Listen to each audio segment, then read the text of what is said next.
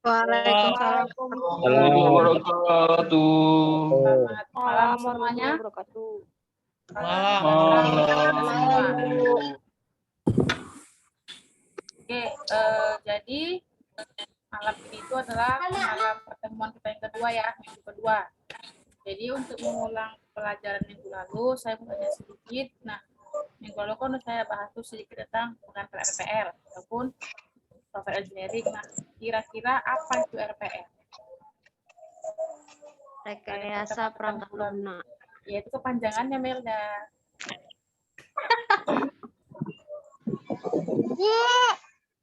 Ya, RPL itu adalah singkatan dari rekayasa perangkat lunak. Nah, kira-kira apa itu perangkat lunaknya?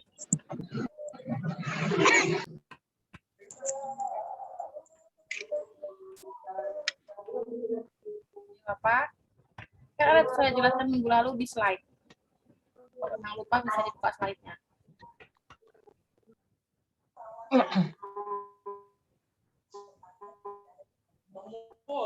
Iya, apa?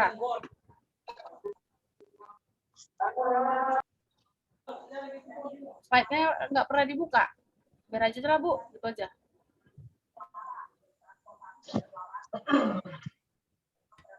Yuk, pengertian RPL itu apa?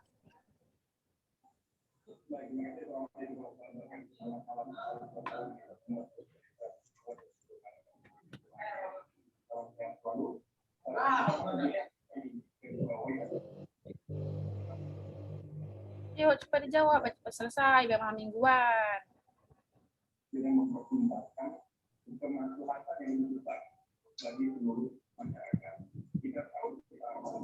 Apa Bu tadi Bu pertanyaannya? Apa itu RPL atau software engineering? Kalau singkatannya rekayasa perangkat lunak. Ya, RPL itu singkatan dari rekayasa perangkat lunak. Kemudian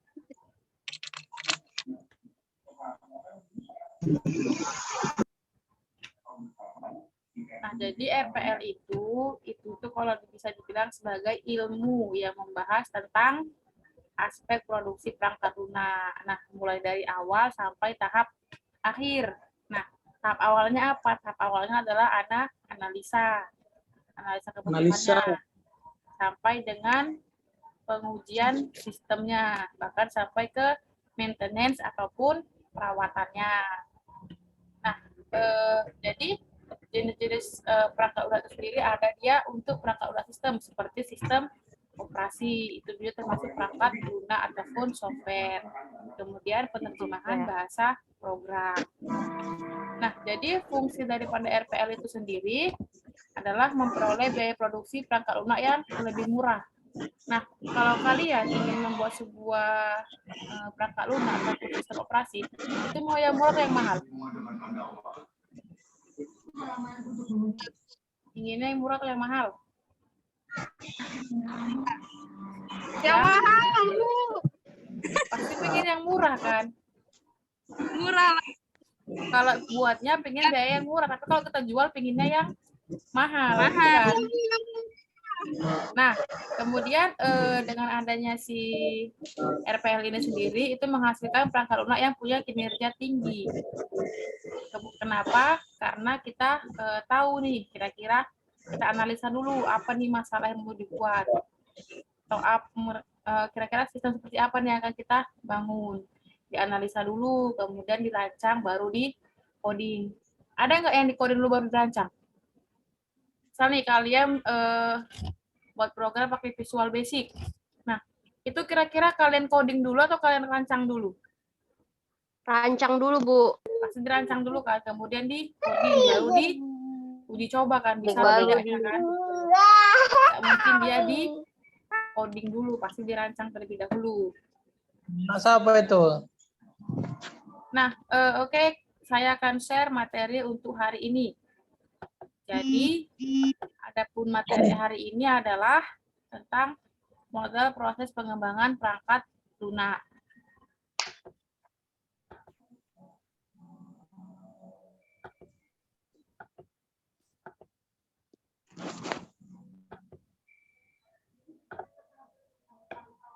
Ini dia.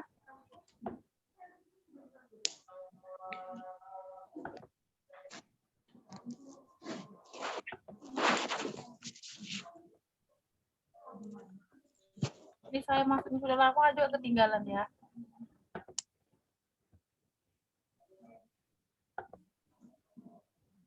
Nah, ini dia ada layers untuk si software engineering ataupun perangkat lunak. Jadi dia itu ada tools-nya ataupun alat-alatnya.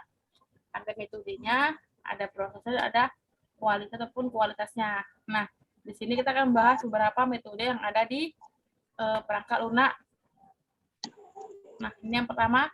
Jadi ada beberapa software proses modelnya. Yang pertama ada linear sequential model.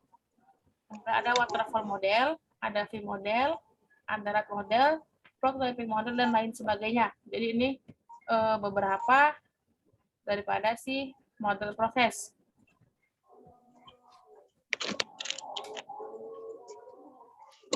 Nah, yang pertama ada linear sequential model.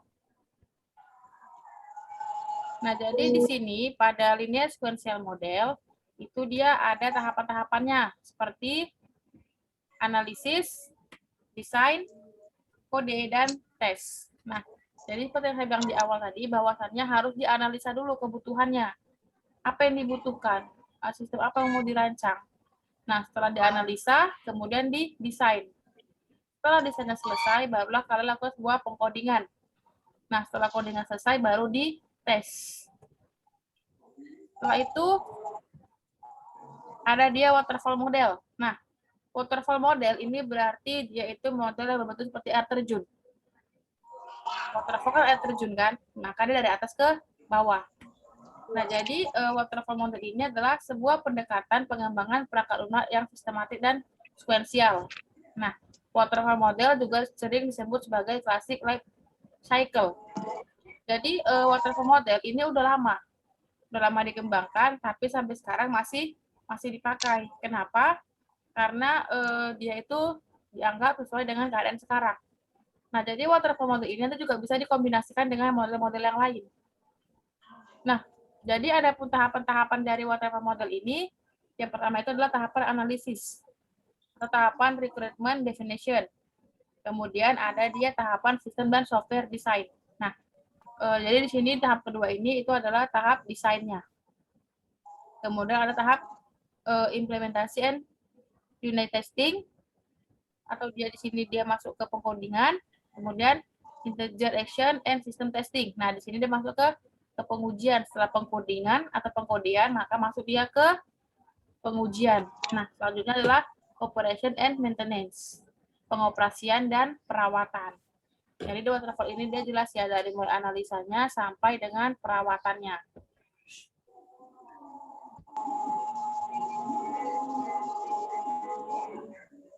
Nah, pada waterfall model itu ada berapa kelebihan dan kekurangannya. Nah, seperti apa kelebihannya? Kelebihannya itu diantaranya adalah memiliki proses yang dimulai dengan awal atau analisis sampai dengan maintenance. Jadi dia itu rinci kok dibilang. Kemudian setiap prosesnya memiliki spesifikasinya sendiri-sendiri. Kemudian dia tidak tumpang tindih, yang artinya tidak ketimpa-timpa. Nah, selanjutnya selain kelebihan ada juga kekurangan. Apa kekurangannya? Kekurangannya itu diantaranya adalah proses cenderung panjang dan lama. Namanya juga dari analisa sampai dengan maintenance itu dia prosesnya panjang. Kemudian biayanya juga termasuk mahal kalau untuk model waterfall. Setelah itu dia itu membutuhkan riset, juga penelitian untuk mengembangkan sistemnya. Nah, contoh daripada si waterfall model ini apa? Contohnya adalah sistem operasi komputer. Nah, itu sistem operasi komputer adalah salah satu contoh daripada metode waterfall. Kemudian ada dia V model.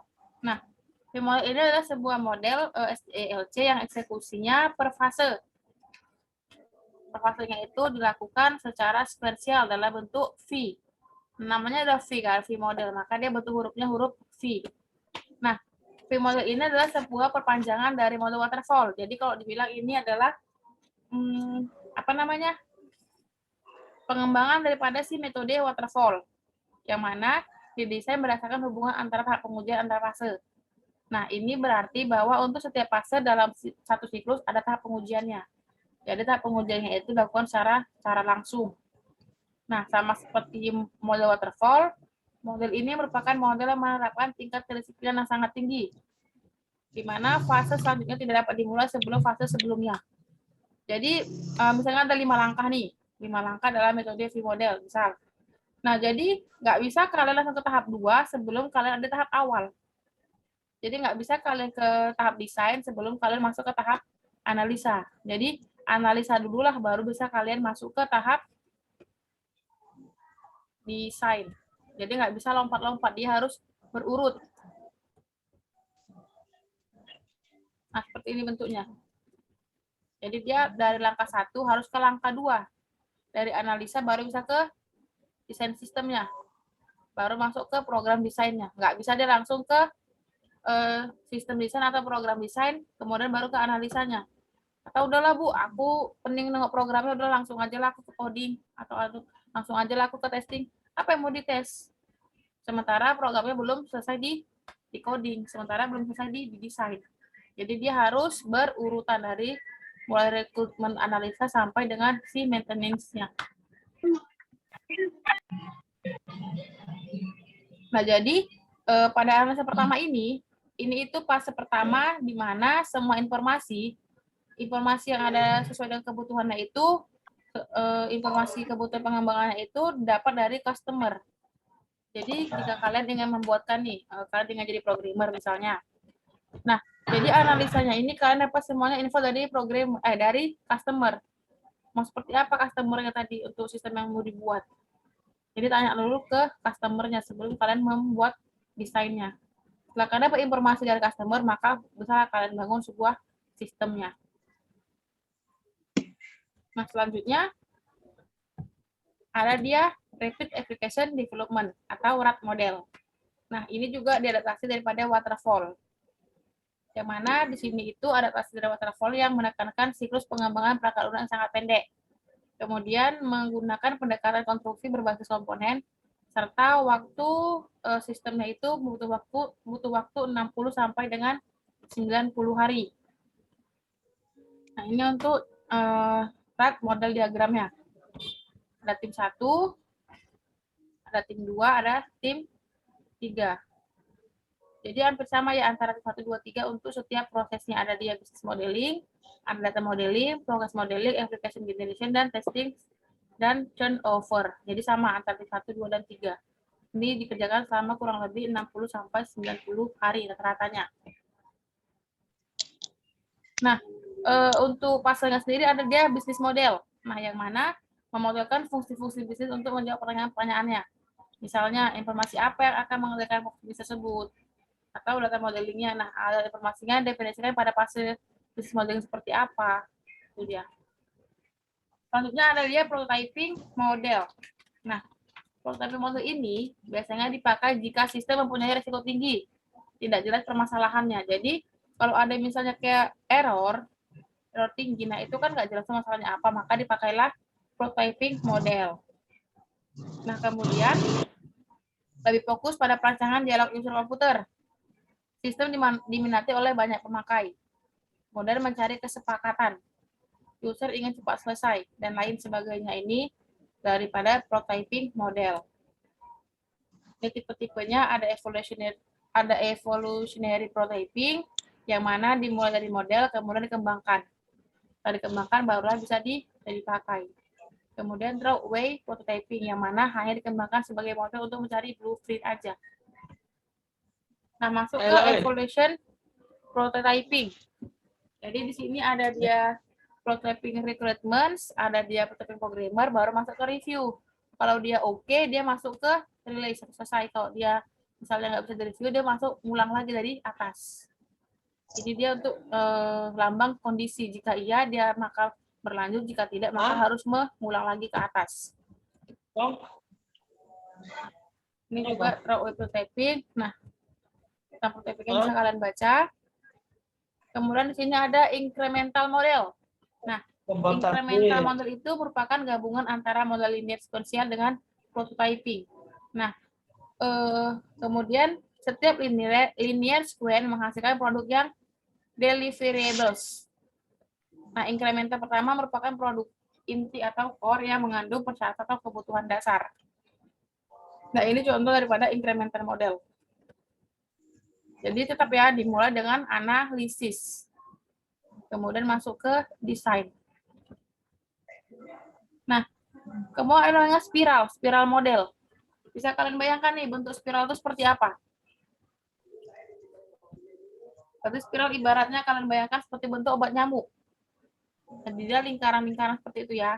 Nah, jadi untuk spiral model ini juga menggabungkan keunggulan prototyping dengan waterfall. Jadi banyak ya model-model yang dibuat berdasarkan dari gabungan antara model lain dengan si waterfall tadi. Kemudian tahapannya ada 6. Ada customer communication sama dengan analisis, kemudian planning, risk analysis, engineering, construction dan release, sama customer evaluation. Dievaluasi oleh si dievaluasi atau dievaluasi daripada si customer tadi. Nah, ini contoh si spiral model diagram. Jadi kalau kalian lihat dari gambar-gambar yang sebelumnya, spiral ini gambarnya lebih ribet atau lebih gampang? Ribet, Bu. Lebih ribet daripada model-model yang lain kan? Jadi lebih banyak dari sini, ada planningnya, ada risiko analisisnya, seperti analisa risiko, kemudian analisa risiko berdasarkan kebutuhannya, berdasarkan evaluasinya. Jadi di sini lebih ribet kalau dibilang gambarnya. Nah, ini juga komponen assembly model. Nah, untuk spiral model ini sebenarnya itu dia punya kelebihan. Nah, di antara kelebihannya itu seperti dapat disesuaikan agar perangkat lunak dapat dipakai selama perangkat lunak hidup. Jadi kalau perangkat lunak kalian masih hidup, itu bisa dipakai. Kemudian dia itu cocok digunakan untuk perangkat lunak berskala besar. Kemudian pengembangan dari pemakai dapat lebih mudah mengalami dan bereaksi terhadap resiko setiap tingkat. Namun ada juga kekurangannya. Nah, di antaranya apa kekurangannya? Sulit ibaratnya itu untuk melakukan pemasarannya. Sulit untuk menjelaskan ke customer bahwasannya spiral model ini tuh gampang loh dikontrol. Jadi sulitnya itu di situ, salah satunya adalah sulit memberi kepercayaan kepada customer bahwasannya spiral model ini tuh gampang untuk dikontrol. Nah, ini komponen assembly model. Kemudian ada current development model. Kemudian ada konkurensi tercapainya dengan cara ada aktivitas sistem dan komponen yang berlangsung secara stimulan dan dapat dimodelkan dengan menggunakan pendekatan orientasi keadaan. Nah, selain itu ada dia namanya formal model. Yang mana si formal model ini mencakup sekumpul aktivitas yang membawa kepada spesifikasi matematis perangkat lunak komputer. Kemudian si formal model ini memungkinkan software engineering untuk mengkhususkan, mengembangkan, dan memverifikasi sistem berbagai komputer dengan menggunakan notasi matematis yang tepat. Nah, variasi dari pendekatan ini disebut dengan clean room software engineering.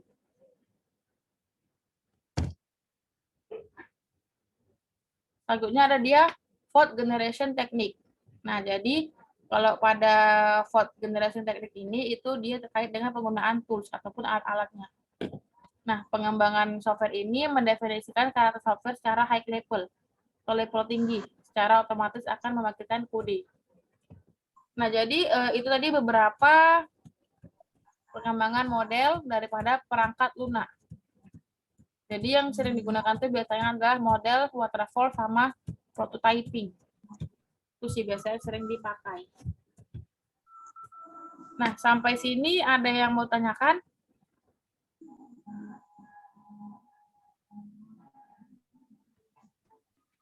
Pas. Ada penanya tentang model-modelnya? Ya, Widya?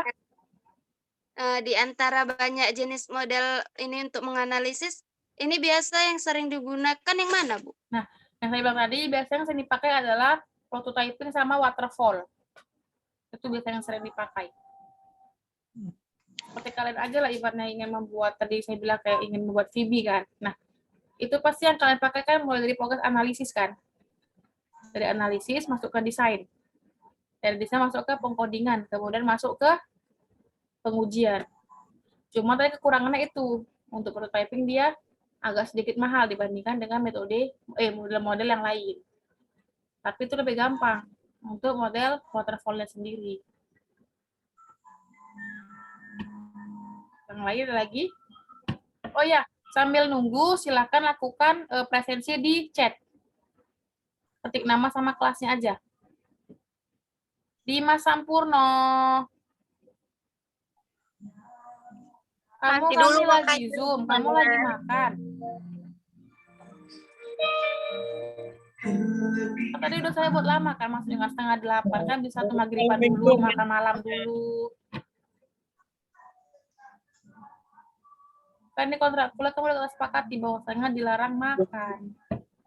Oh, maaf Bu, tadi lagi di jalan Bu. Oke, makanya ada Belum stop dulu mandi. ya. Paling hanya sekitar 10 menit lagi itu juga udah selesai kok Zoom-nya. Zoom kan nggak lama-lama, hanya sekitar 30 sampai 40 menit aja.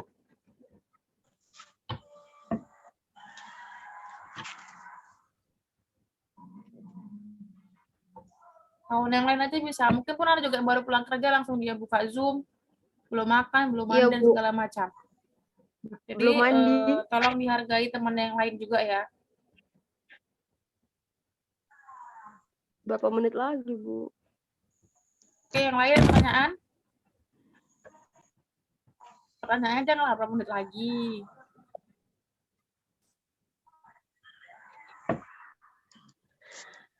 Ada? Capek kali.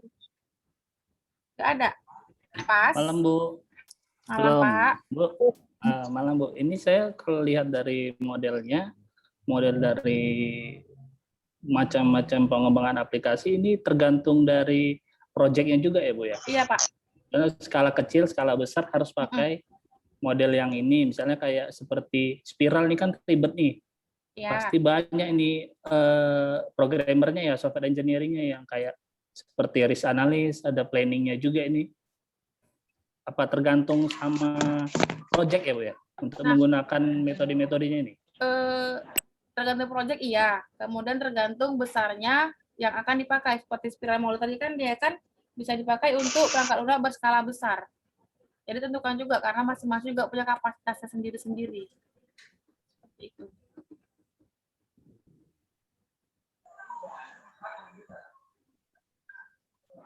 Jadi itu spiral model butuh banyak anggota atau gimana itu untuk mengembangkan aplikasi? Butuh banyak sebenarnya ya? Kalau anggota itu bisa banyak atau bisa juga nggak terlalu banyak. Jadi sesuaikan aja dengan kebutuhan, Pak.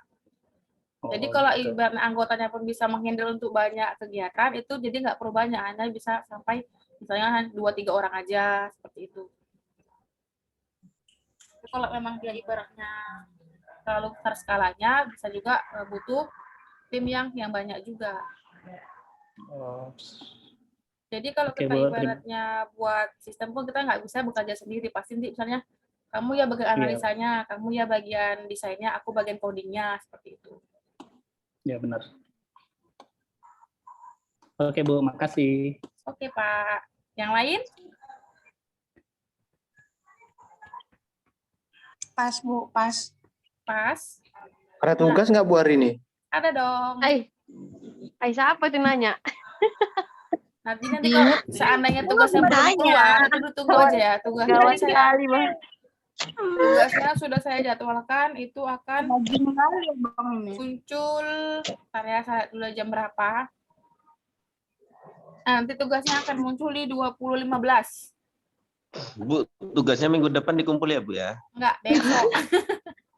Nah, tugasnya nggak susah kok Pak, cuma 2 soal lagi. Sampai kapan Bu? Waktu sampai kapan Bu besok tugasnya? jam 7. Seminggu kan Bu? Jangan apa Bu? Cuman 2 Seminggu, kok Bang, soalnya. Bapak Oke, nanya saya panjang jadi Senin. Dikasih tugas sama Bu. Hari Ica. Senin Selasa kenapa lah Bu. Oke Bu, Oke, oke Senin, Bu. karena besok hari libur ya. Saya Tanggung panjang jawab. hari Senin. Selasa, Bu, Senin Bu. sore ya Bu ya? Senin malam. Alhamdulillah. Makasih Bu. Jadi sampai Sehat, jam Bu. 7 hari Senin. Soalnya juga cuma 2 Makasih ya kok. Bu. Jadi sistemnya sama Ya, seperti kemarin. Sama-sama. Jangan kirim foto ya, kirimnya PDF, jangan foto. Karena tugas yang lalu tuh untuk mata kuliah yang lain tuh ada yang kirim foto. Jadi kirimnya jangan foto tapi PDF. Oke Bu, siap. Oke Bu, siap. Soalnya juga Ibu. banyak-banyak kok. Soalnya hanya 2. Soalnya 2 jawabannya 2 lembar kan Bu? Enggak salah lagi. Soalnya 2, salahnya 1 Bu, sama aja. Makanya Aduh, dibaca ini baik slide-nya. Min, kurang kayak Min. Oke, lagi pertanyaannya sebelum waktu kita habis. Soalnya saya ingatkan ini, reminding meeting time-nya tinggal sekian menit lagi. Pas. Pas, Oke, Bu. materinya silakan diambil di GC ya. Nah, nanti Iya, keluar dari Zoom juga lakukan lagi presensi di GC. Jadi saya tetap absen di Zoom dari chat ini, saya juga lihat di GC. Nah, untuk penilaian pasti akan berbeda antara yang hanya di GC dengan yang ikut Zoom. Itu nggak akan sama. Karena kalau sama tuh nggak akan adil. Jadi silakan lakukan untuk presensi ada 2, presensi di Zoom sama presensi di GC. Tugasnya juga jangan telat, kalau telat nggak akan saya nilai. Oke? Oke, Bu. Oke, Oke. Bu. Kalau memang Ya, tidak lagi Bu. pertanyaannya, kita sudahi pertemuan di minggu ini. Kita lanjut ke minggu depan. Saya akhiri dengan wassalamualaikum warahmatullahi wabarakatuh. Selamat malam semuanya. Yang mau keluar silakan hati-hati di jalan. Salam warahmatullahi wabarakatuh. Malam, Bu. Malam. Salif ya. Halo, Bu. Waalaikumsalam warahmatullahi wabarakatuh.